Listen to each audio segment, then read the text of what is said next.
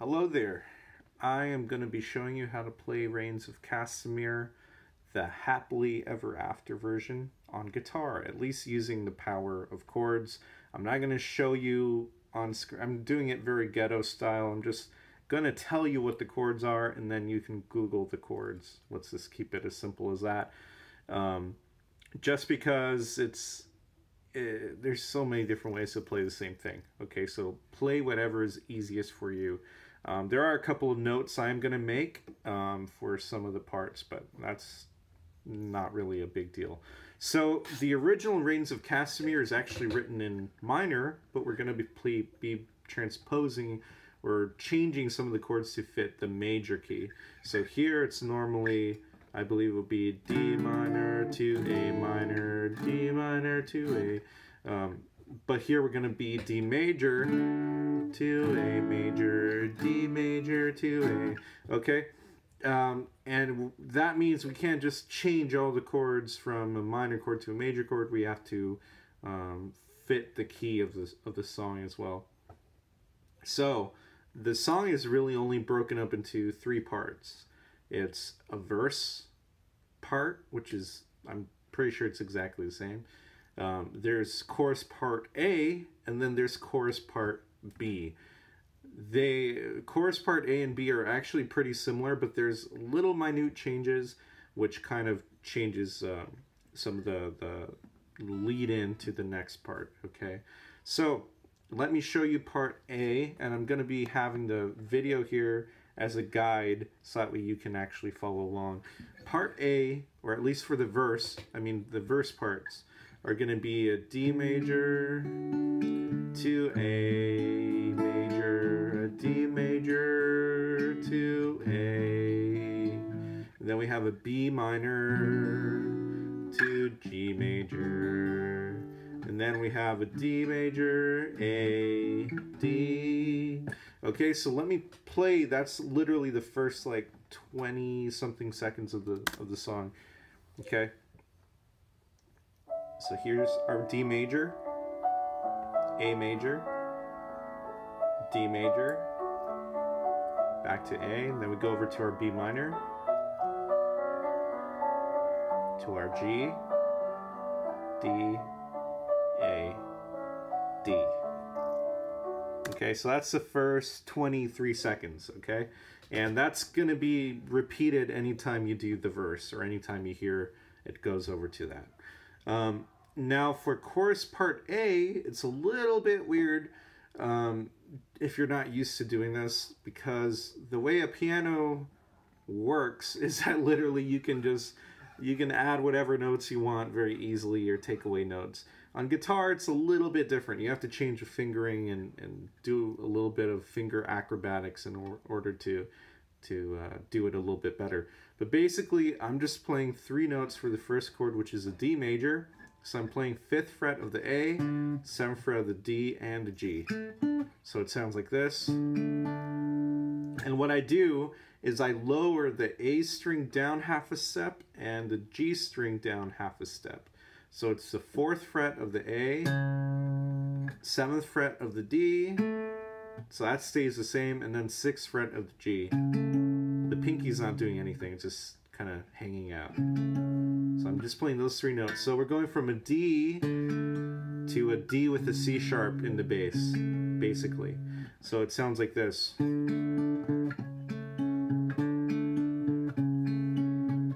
then you just hang on to the D, and then we go over to a C sharp 7. Okay? Then we do F sharp minor, C sharp 7. Repeat that, F sharp minor, C sharp 7, and then we go over to a B minor, to an A major. Okay, so let's listen to that. So that's from about 23 seconds to somewhere in the 30 or 40 second range. Okay, there's a C sharp D, and then C sharp 7. F sharp minor to the C sharp. Yep. B minor to the A. And this is around 44 seconds, and this is chorus part B, okay? What chorus part B changes is instead of going from a D to a D with the C sharp in the bass, we're going to go D to A, D to A, D, D, D, D, C sharp minor. And I believe what happens here is we go F sharp minor to an F sharp minor with an F in the bass. So it creates this kind of discordant kind of chord. It sounds like this.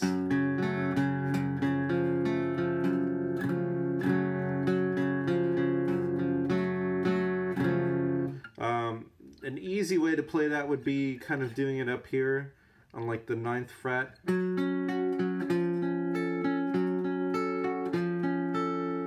And basically what you would do is you would play an F sharp minor, and then you just lower this finger down half a step to an F.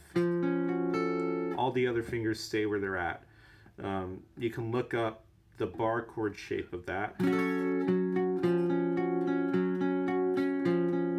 And then after that it goes G to A to D. Resolves back to D. So it does a circle all the way back. Okay, so let's listen to that. That's from about 44 seconds onward.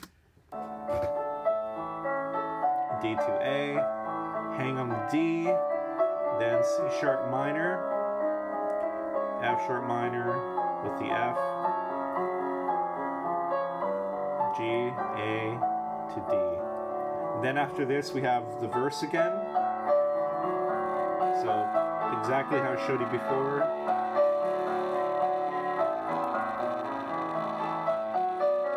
B minor to the G, D to A to D. And this is chorus part B, okay? Just higher up on the piano.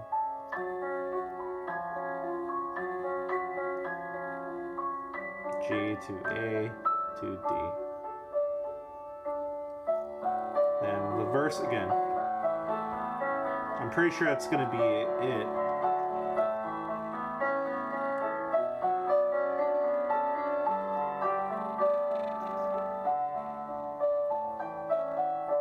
Yeah.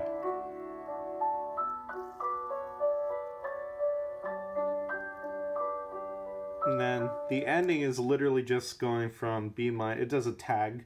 This is what we call in music a tag, which is kind of like you're taking a section that we've done before, and we're just kind of like looping it or repeating it. And here we're just doing it for another loop. So it's a G minor to the B, or B minor, I'm sorry, B minor to the G to the D. So it's da, da, na, na, da, na, na, na, da, da, na, na, na, na. Here's the tag. Da, da, na, na, da, na, na, na, na, na, na. Right? And that's basically how you would end. Okay? So, if you have any questions at all, if you would like me to write it out on a piece of paper, which I'm assuming you're going to do if you want to learn this, I can do that for you, but it's you could just follow along with what I'm telling you. So again, it's just a verse portion, chorus A, chorus B, with that little tag at the end. So is it terribly difficult to learn? No, it's actually very feasible, and I'm pretty sure somebody that practices this, knowing the chords, you can find out some chords that would fit for finger-style guitar playing as well. So that's a very cool thing about this. All right, so there you go. Let me know if you have any questions. Have a good one.